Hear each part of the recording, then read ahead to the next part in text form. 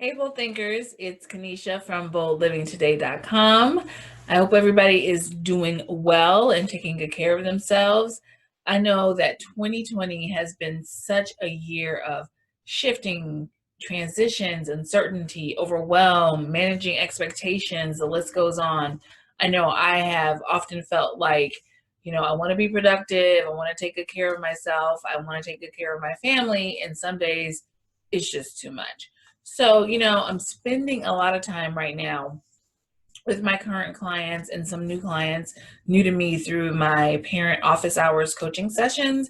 And we're discussing inner wellness so much and the after effects of having to do remote learning, the after effects of missed milestones, and really how to enter this summer season, this summer session, and to have a bit of fun, even though a lot of our circumstances and a lot of the ways we are managing being in a pandemic, dealing with racial injustice, and overall mental fatigue of being in this trauma of a quarantine, of a pandemic.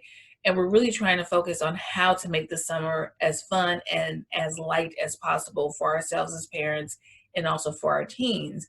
And so, I've talked consistently during this time about being in this forced shutdown and how it's very important that we spend more time listening to ourselves, listening to each other, whether that's, people you're still working with or your partner or spouse or your own children. But it's really important that we spend more time listening right now instead of hearing.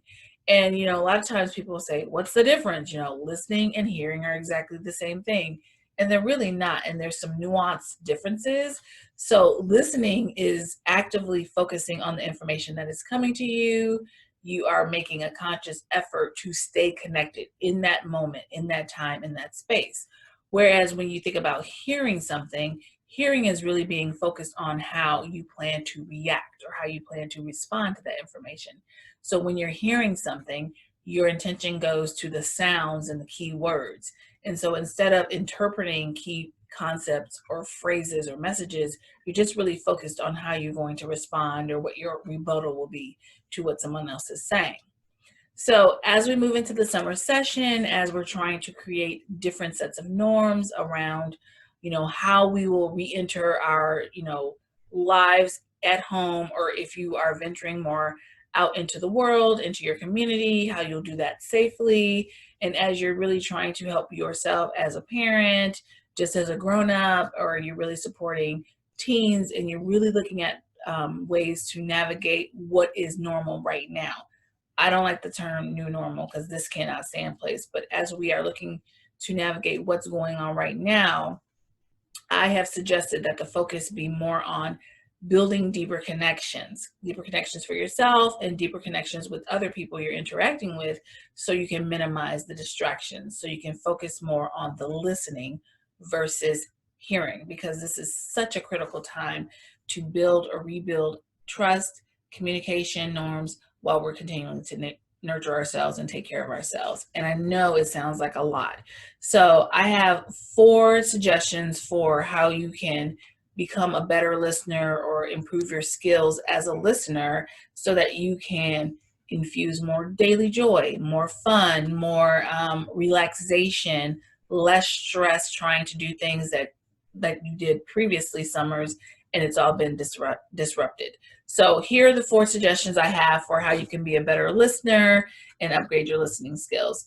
The first thing you should think about, the first thing you should do, is listen without interrupting.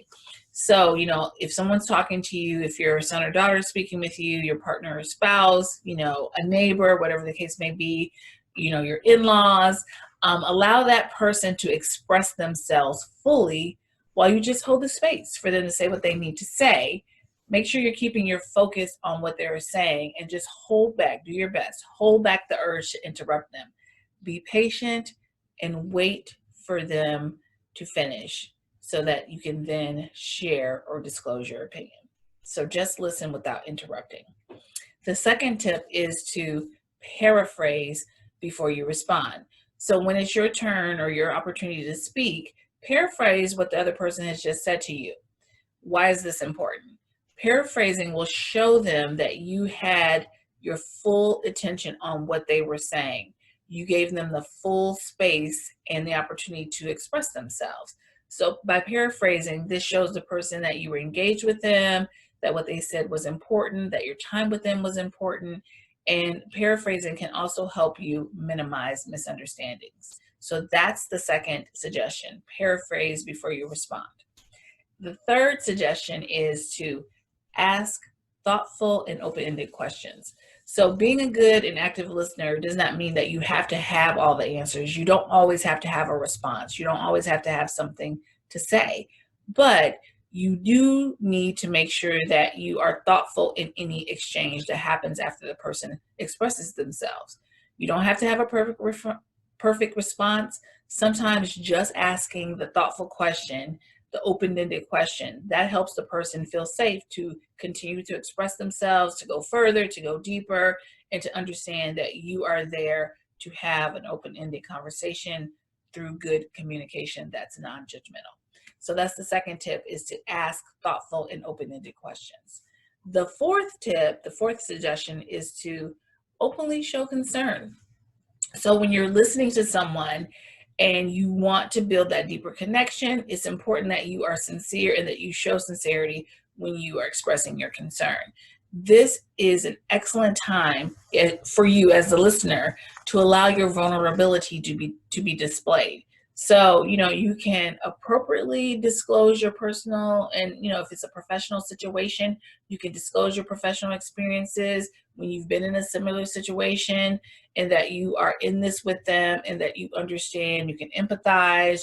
You've been in this, if it's uncomfortable, you've been in this uncomfortable situation and you've had to work your way through it. So openly showing concern really allows that person to feel safe with you. They feel heard. They feel that you have listened to them fully, and that you are not trying to, put your imposition on their thoughts and try to change their mind in any way. It's just a open, clear, and honest exchange. So, those are our 4 tips for being a better listener, to do better in active listening. So I'll just go over the tips one more time. The first thing, listen without interrupting. Second tip, paraphrase before you respond.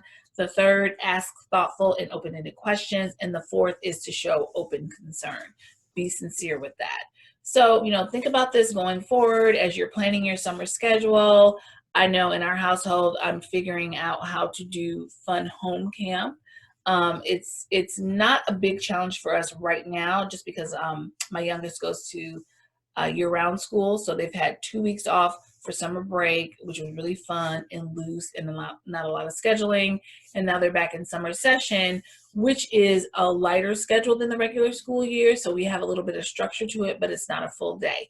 So we're really coming up with some fun and exciting and engaging ways to still be at home, to be creative, and to stay connected with each other. So I'll be talking more about that, about how our summer is going. I'm also working with the local library.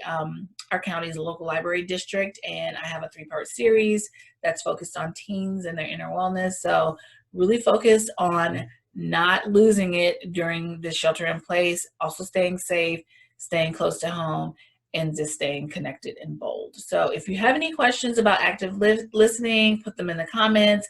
Any questions about connecting with your teens over the summer, how to help have them be purposely productive and creative and have fun, I would love those questions too. So you can leave a comment here, or you can connect with me directly at boldlivingtoday.com via our contact form. Thanks, everybody.